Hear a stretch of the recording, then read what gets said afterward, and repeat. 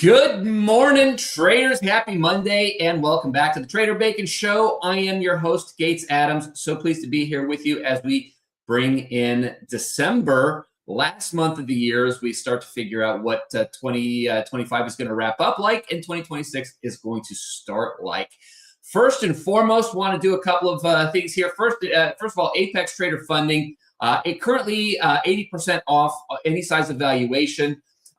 Also, in continuation of the Black Friday deal, it is $40 lifetime activation fee, any size. They actually have an extra special $10 lifetime activation fee for a $100,000 account. That's either static or traditional. So make sure to take full advantage of that. They do need to be activated by tomorrow, no later than tomorrow. So make sure to take full advantage of that. We will be, of course, giving away 3 evaluations over the course of this show. So make sure to fill out the form that's there in the chat, and 3 people will be winning free evaluations from Apex Trader Funding for that as well. Congratulations to last week's winners, Jiva, Sangbin, and Dominic. Congratulations to you guys. Jiva, if it's the Jiva I'm talking to here in a little bit, I'll talk to you here in just a little bit this afternoon or later this morning. And of course, make sure to fill out the form and have your shot at winning one of those. We'll be announcing this week's winners on next week's show. All of that said, as promised, we talked about doing a continuation of the show with Alon where we were talking about statistics. We should hopefully have something scheduled this week to get that recorded and hopefully pushed out by Thursday. So keep an eye out at the Forge Trader podcast for more on that. That will be a continuation of the conversation that we had just a couple of weeks ago.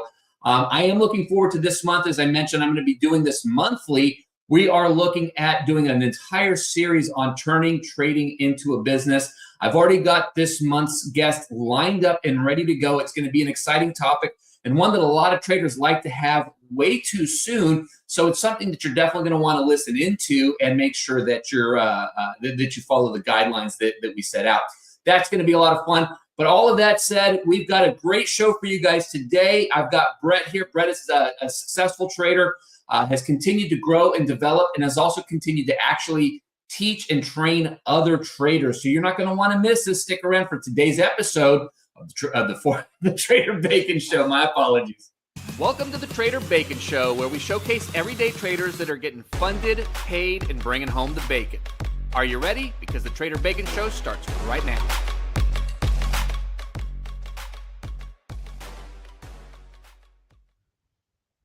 Hey, Brett. Good morning, man. How's it going? Hey, brother. I know the feeling. It is so hard to just sit there and stare at a screen and talk. Sometimes it just gets all fumbled and turns into a mess. So thank you all for putting up with me. So, Brett, welcome, man. Thank you for taking some time and sharing some insight with us today, man. How you doing? Good. How are you doing today, Mr. Gates? I am good. It's cold here. I'm sure down in sunny Mexico, it's probably a little warmer than it is here. What's the weather like down there? Oh yeah, we're probably around 70 degrees, about 5,000 feet up in the mountains, and it's about perfect. Couldn't ask for that sounds. Yeah, took the dog out for a 2-mile walk in 30-something degree weather this morning. It's definitely not a lot of fun. Well, let's talk a little bit of trading. So Brett, we obviously have you on the show because you've achieved a level of success as a trader and some consistency as well. Also talked about in the intro, of course, that you've actually been able to educate other traders and help them grow in their journey. But how did you get into it? How did the whole trading bug start for you? Yes, sir. Well, don't want to talk too long. I know for people that have, I've watched these before, and at the end of the day, we want to get to, the actionable stuff, the charts. So yeah, just be patient. Well, trust me, I'll definitely share some actionable strategies that y'all can take to the market today or in the morning and start making some money with.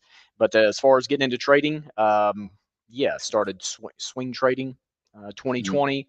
The market was just flying up. That's the COVID lows off of that. So I was just playing option six plus month long dated options. And I was like, oh man, this is easy peasy here. But I quickly realized that it was not going to be a long term. I was like, I need to learn to actually trade if I'm going to, consistently stay in the market. If not, I'm just going to have to turn into a long-term investor. So anyway, started looking into day trade in 2021. just looking through different strategies. Started out with Bookmap, which was really nice to be able to visually see liquidity sitting on the book there, and off of that just started developing strategies in 2021, and then 2022 is when I really started hitting the day trading hard, and then last year I was trading stocks, and then last year I started prop firm trading with futures because I finally just got to the point where I realized with new traders I felt like I was doing them a disservice by bringing them into trading with personal capital with stocks. So I was like, I got to find a way to be able to get people in, to be able to coach people, but at the same time do it safely, without, Sure. but at the same time not paper trading, because it's hard to get value from paper trading. I mean, it just really is. So anyway, so prop trading, and that's ultimately where I found Apex. So anyway, last year was my first first to go with futures trading and prop firms, and I was like, wow. I told my students, I was like, hey, we're as much as we love to trade stocks, I was like, I'm making a full 180 transition into prop firms. I mean, this is just futures and prop firms. I was like, it's just a no-brainer. It protects your capital. Apex is just phenomenal. I mean, I mean, people complain about, they'll complain about the the different rules and stuff, and I'm like, if you're a decent trader, those rules will be no issue for you whatsoever. The only people that will have complaints about the rules with Apex are the people that can't trade and they're trying to game the system. At the end of the day, if you can consistently trade and you have edge over the market, you will have no issue getting payouts with Apex. I mean, I've gotten payouts with probably 4 different prop firms this year, and at the end of the day, Apex is still my go-to. Yeah. Well, and of course, there's a lot of value to that. That's not to say that they're the only one in the market. Of course, they're the one I like the best, and one of the big benefits and big perks, which I just got to experience the perk of, is 20 accounts. I got a nice big payout across 20 accounts after a lot of hard work for those of you who've been following along. So obviously moving into the space of being funded and operating from that standpoint, was there a big difference for you in terms of just the psychology, the consistency, being able to trade a funded versus your own capital? Oh, 100%. I feel like it allows you to really work on your psychology, because when you're trading personal capital, I mean, it's a whole nother level of psychology, and I just feel like it really train wrecks a lot of traders before they even have a chance to become consistent. Because I mean, real capital that's the water bill, that's the electric bill right there. So I feel like prop firms are the primary path to getting to the point where you can spend enough time with your strategies that you can become consistent without taking the risk on of destroying yourself. It's really it's really a no-brainer. I mean, I still prefer stocks over futures, but at the same time, if you can find true edge over the market, you can find some beautiful strategies that work beautifully with futures. And like I said, I'm gonna try to share a little taste of that today. But no, I'm a big proponent of get into futures, get into prop accounts. It's just a no-brainer. So let's talk about the difference between stock and futures for you. Obviously, you prefer stocks, and of course, there's the risk associated with trading in that arena. But from a strategy standpoint, from the understanding of what it is that you're trading or how you're trading, was there a big shift for you in how you would trade stocks versus how you trade futures? Yes, sir. Big difference. And a lot of it really was there's just way more opportunity with stocks because there's thousands and thousands of stocks. Sure, of Whereas course. You can whenever we always come find into them. the exactly whenever we come into the futures arena, for the most part, we're trading gold, or we're trading, the MES, ES or NQ or MES, So for the most people, you have two items that you have to choose from the most part. And so what it does is it really, with stocks, I probably have 12 to 15 strategies that I know I can go to and make money with, day in, day Right. out. Whereas when it comes to futures trading, really 3 to 5, 3 to 5 Okay. that, in my opinion, truly have, significant edge over the market, and you just have to be more patient because you won't get as many opportunities. So yeah, that's really the big difference there. And futures requires you to be a more precise trader. You can't be as sloppy. You're not going to get as many opportunities. You're going to have to actually have true edge over the market and wait for that setup. So let's talk a little bit about strategy, and specifically, you mentioned using 3 to 5 strategies. Now, as a new trader, you wouldn't necessarily recommend a new trader try to learn 3 to 5 at once, right? No, sir, not at all. Really, you need to I always pick. feel like it's important to throw that clarity on some of No, these things. no, Yeah. no. Just because, for example, I have my precision day trading course where, like I said, you'll learn, 10, 12 strategies. Again, the point of that is not for you to use 10 to 12 strategies in a day or in a week. The point Right. of that is for you to go through there and find, okay, well, I really like that strategy. That strategy lines up with my psychology. So I'm going to pick 1, 2, maybe 3 strategies, and that's going to become my bread and butter. And again, Sure. and then honestly, a lot of people, you're better off 1, maybe 2. I mean, me personally, it's really, for me, it's 3.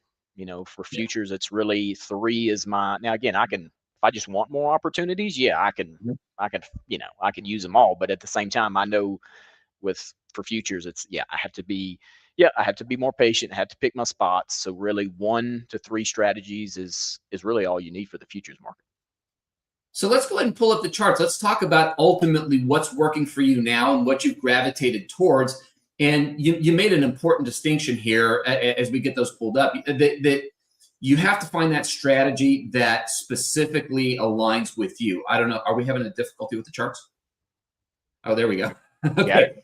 You have to find a strategy that aligns with you. I've talked about this a lot because I've looked through and studied quite a few different strategic concepts, right?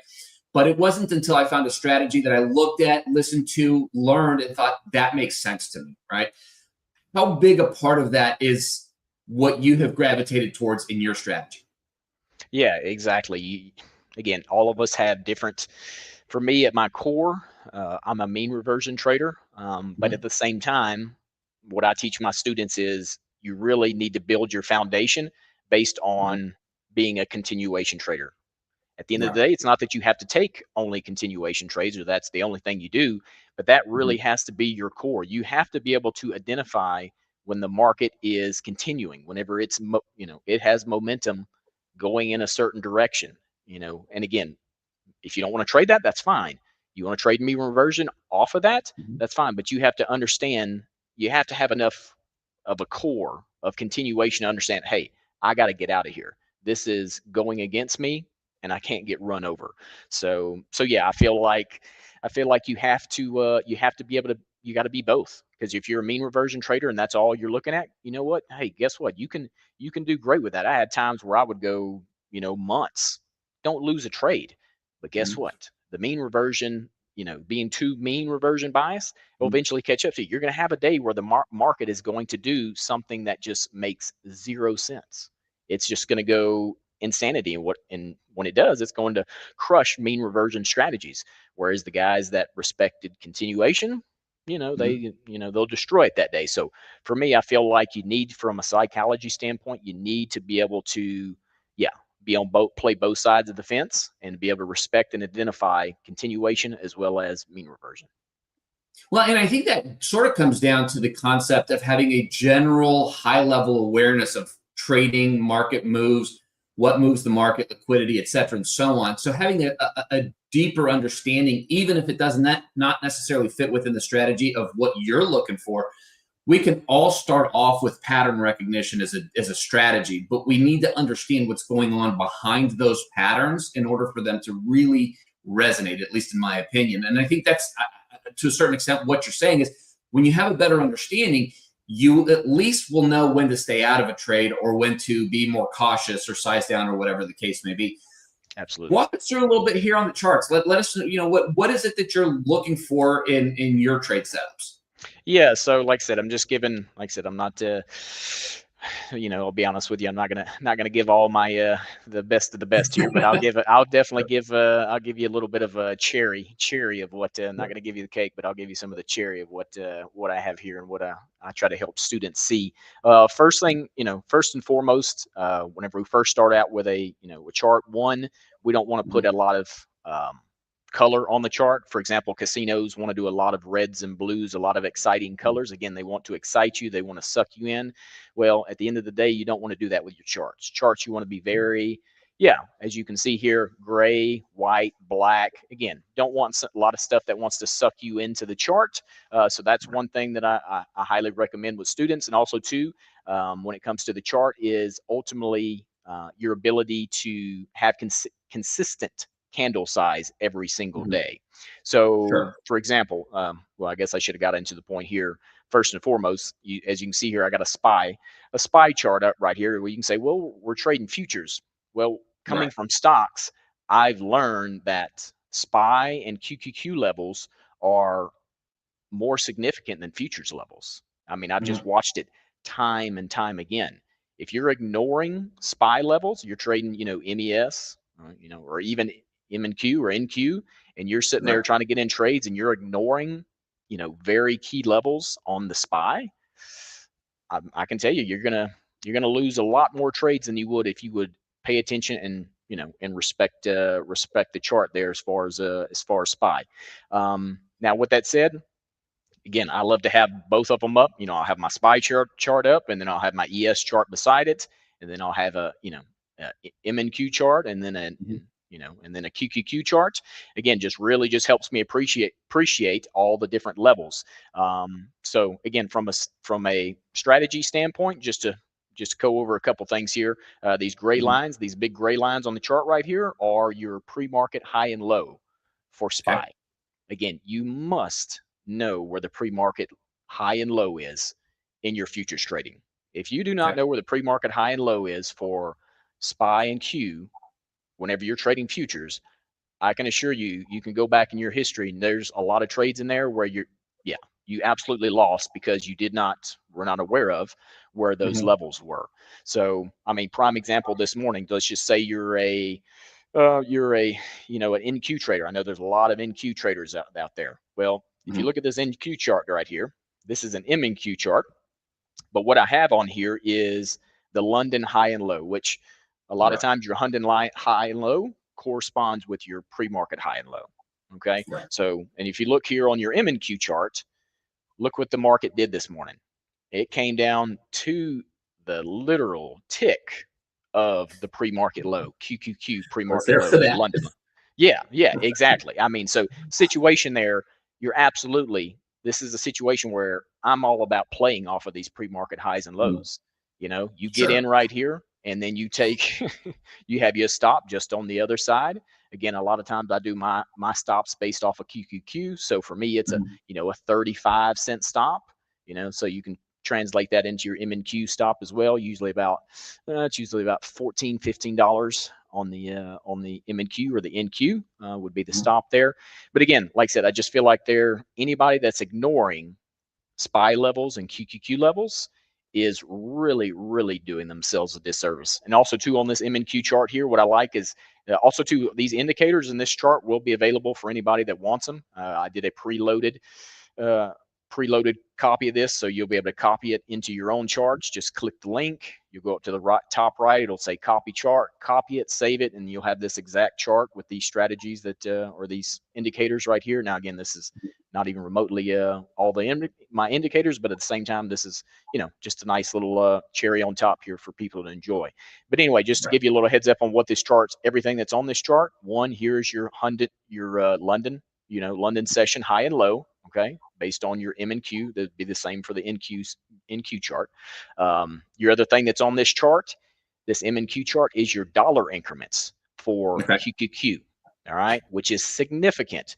QQQ dollar increments are so important for anyone that is trading M&Q or NQ. If you don't know where dollar increments are, I'm telling you, you're just missing out. Because if you're looking around here on this chart, I mean, look at the spots where you're coming right here Right to at these it. dollar increments. and bouncing and trading off of those. So your black lines are your dollar increments, and then your yellow line here are your $100 increments on NQ or MNQ. So those are just significant levels that every trader needs to be aware of. And then also too, I do have some coloring of candles on my chart. That's also an indicator on there. So pretty much every time that the market puts a candle that finishes close to its high or low, it'll color that candle, because that's telling me that, hey, there is significant buyers. So if it's a green candle, there's light green candle here, there's significant buyers coming in, and there's a good chance the market wants to continue in that direction. Right. So if you look here from this low this morning, right off the pre-market low or the London low, bam, they just ripped straight off of it. They finished on their high, which is telling me, hey, there's a good chance they want to go higher. And what do? Next candle, they do it again, and off they go. All right. And then we see that, they pull back here, significant pullback. And then what do? They start a new uptrend with another one of these fully filled candles. Off they go. So yeah, those are significant. And then also too, I put horizontal or vertical lines on the chart for the hour marks. I've just learned that from a volume standpoint, volume comes into the market on the hour marks. Okay. So lots of pivots right there at the hour mark. Yes. Yeah. I mean, so for example, a lot of times they'll play an opening range break based off a 5-minute candle. Oh, FYI, these are 2-minute candles. That's my bread and butter, is the 2-minute there. With that said, you can absolutely, trade based off your hour mark. So if you're someone that's got a job and it's like, man, I can't sit here and watch the market, you can set an alarm to come in a minute or two before, or a minute before the hour mark, and you can set up a trade based off of that candle there. So for example, opening range candle, just like you would do an opening range break, as soon as you get a break above or below that, you can play, continuation based off of that direction. So prime example, we just had our London close here not too long ago. So again, if you're playing an opening range break off of that candle right there, you see here, once you broke the low of that hourly candle right there, bam, you're into the downside and you've continued nicely off of that. So that's one strategy that you can take advantage of. We've talked about 3 of them: trading off the pre-market highs and lows. Okay, that's a no-brainer strategy. You have these ignition, what I call it, ignition candles, where the market finishes on its high, of the candle. That's a strategy in itself. And then also too, you have the ability to do opening range break trades off of these candles here that finish on the hour. So that hour candle, like I said, just entering based off the break of the high or low of those candles. And then also too, on M and Q, you can trade based off of dollar increments. So you can, as soon as it comes to a dollar increment, bam, you're in there, tight stop behind it, trying to play either continuation or mean reversion off of your dollar increments. So that's the M and Q. And then it's the same principle with MES, ES, or SPY here. Same principle, same strategies. If you look at SPY here this morning, SPY ripped up to the pre-market high there. Nice pullback off the pre-market high. That's a very much scalpable spot. I mean, that's a beautiful. That's an absolute beautiful scalp if you're looking to scalp there. And as you can see today, we've got plenty, came back down to it, bounced off of it. So that's a situation there. You could have shorted off the pre-market low, got you a nice scalp. We see it got on top of the pre-market high, blasted above it, came back to it. You can buy off of it when it comes back to it for a scalp. And you can see there, nice scalp off of it, gets below the pre-market low, comes back up to it again, can scalp off of it, pull back again, and then it finally gets through it, pulls back to it, bounces off of it again. So you've had, easily 1, 2, 3, 4 scalpable trades this morning off of the pre-market high of SPY that you could have traded using MES or ES. So because a lot of times, a lot of traders are like, oh, I don't want to trade, ES or MES. That, I'm going to trade the NQ. Well, I'll be honest with you. You're going to have, if you want to be very precise, if you want to try to get in there and scalp a really precise move, you're going to have more high probability opportunities with SPY or ES than MES and ES than you will NQ. But again, that's something you don't learn unless you start watching the SPY and the QQQ charts. So So anyway, so that's it in a nutshell. Like I said, you can go back and back test these handful of strategies that I've shared with you, and like I said, Mhm. you'll see the power of it. So let me ask you a question, because we really haven't delved much into on the entirety of the show, or even at all, on the idea of using QQQ or SPY levels. Like I know I certainly haven't done it. I've traded QQQ, but that was almost 30 years ago. Not a conversation I'll revisit. But how much of a difference is there in the movement of the SPY or the QQQ versus, call it the NQ or ES? How much of a difference do you see? Yeah. So in my opinion, for SPY and ES, it's very Mhm. simple. So Okay. for every dollar move, okay, every dollar Mhm. move on the SPY, it's $10 on ES. So every Mhm. 10-cent move is $1. Right. So yeah, very, very simple math. Yeah, that one's But very pretty solidly correlated. Like you see the yeah. same wicks and the same moves. Oh yeah, yeah. The So, candles are practically identical. Yeah. If so for what are you example, seeing? What are you seeing on the SPY levels that you're not seeing on the ES charts? So with the SPY levels, for example, you're getting the pre-market high and low. You're never going to see a Mhm. pre-market high and low on your MES chart. So you can put Right. all the pre-market high and low indicators you want on Mhm. an MES or an ES chart, and they'll never work. So the ability to see that Mhm. is huge in my book. And then also too, I have coming from trading stocks, I have strategies that are absolutely connected with the levels on SPY. So for me, Got it. getting into those strategies are very specific based on the SPY price. So being Mhm. aware of where those out are significant from my standpoint, and also to your daily The high, dollar levels. your Okay. previous day high and low is Mhm. different Okay. on your futures versus SPY and Q. So for me, Mhm. I absolutely want to know where my pre-market or my previous day high and low are for SPY, way more Sure. than I want to know what it is for MES or ES. Okay. So yeah, that's other levels that I got to know. I have to know where my pre-market or my previous day high and low are for SPY and QQQ way before I need to know where they are for futures. Nice. Now, what prompted you ultimately to start Precision Trader Company? I mean, what was the crux for you to say, "Hey, you know what? I'm doing well. I want to share this." Yeah, so I've always been a teacher at heart. Mhm. I enjoy teaching, coaching. That's as a Christian minister, that's what why I live in Mexico was to come down here Mhm. and systematically teach and coach people through the Bible. Mhm. So yeah, it's just for me, it's just just part of my DNA. Now again, I don't do a lot of marketing. There's not a lot of people that know about me. I just had a guy that found me the other day, and he said, "Man," he's like, "I really want to get your course." He said, "But he's like, I don't really know anything about you. I haven't really heard about you." So anyway, so I sent him some of my students. I've had students with me that have been with me for 3 years now. So I sent him Yeah. a handful of their contacts information. I said, "Hey, talk to these guys. They'll." I Yeah. could sit here and tell you, but talk to people that that have the information, that have the strategies. And anyway, needless to say, he talked to some of them, and he gets the course, and he sends me a message about a week later, and he says, "Man," he said, "I haven't lost one trade since I got your course." I'm like, "Well," I was like, Nice.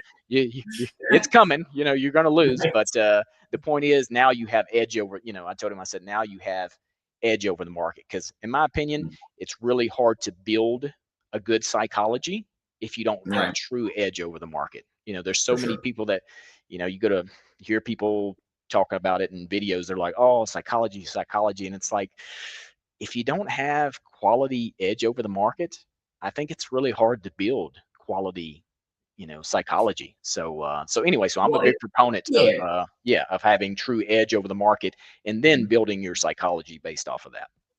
Yeah, it's hard to build that psychology if you're losing every trade, even when you execute faithfully, right? Yeah. You have to have something that you can rely on to give yourself the consistency that you build out of the psychology. I think they go hand in hand. You've got to have something meaningful, but then you've got to build the self, the trader, in and of himself. And that's just a So time thing. It's absolutely. that's what I tell traders. I was like, you got to look at it like you're getting. That's why I named it Precision Trader University. I was like, you Yes. have to look at this as you're coming into the market, and you're coming into a university or college. Mhm. Again, you're coming in and you're looking to get a bachelor's degree in trading. So that's what Okay. I tell them. I was like, Yeah. at the end of the day, every student that I have that's come in, that's learned the strategies, live traded with me. Ideally, Mhm. I like for my traders to trade, at least an hour or two with me, Mhm. come in, and we'll talk through the market. Every trader that's got the course, done live trading with me, every one of those guys, yeah, are have payouts. So it's not for me, the formula is pretty simple. Right. And again, it doesn't have to be me. Find anybody that has true edge of the market, and Mhm. then you can come into the market with them for an hour or two each day, and then just listen to them talk to the market, talk through the edge, and Mhm. yeah, if you do that, I feel like that's a recipe for success. Beautiful. I love it, man. Well, listen, we're at the 30-minute mark. As much as I would love to continue this conversation, we do have to start wrapping it up. Brett, thank you So so much for taking some time and sharing some of that insight with us. For those of you out there, if you want to learn more about what Brett's doing, what he's teaching, make sure to go and check out. We've put on there several links in the chat. So make sure his YouTube is at Precision Trader University. I think I said it wrong earlier, so my apologies on that. But Precision Trader University. Make sure to check out his Discord. So just copy that link and jump on there. And also, we left a link to his charts so you can actually have them set up the way that he has them set up, and you can see what it is that he's seeing. So all of that will hopefully make a little bit more sense as you get a chance to take a look at that. Brett, man, what a gift, man! Thank you so much for sharing all of that with the audience. I love it. thank you, sir. Appreciate you, and best wishes to all the traders out there. Absolutely. Well, all of y'all out there, thank you so much for joining us again today. We will have another phenomenal episode for you guys next week. So make sure to tune in 11 a.m. Eastern time on Benzinga as usual. And Brett, thank you so much for your time today, man. I truly appreciate it. Yes, sir. Thank you as well. Awesome. And we'll see y'all next week on the next episode of the Trader Bacon Show. Thanks for joining the Trader Bacon Show, where we showcase everyday traders that are getting funded, paid, and bringing home the bacon. Make sure to join us next time, Mondays at 11 a.m. Eastern.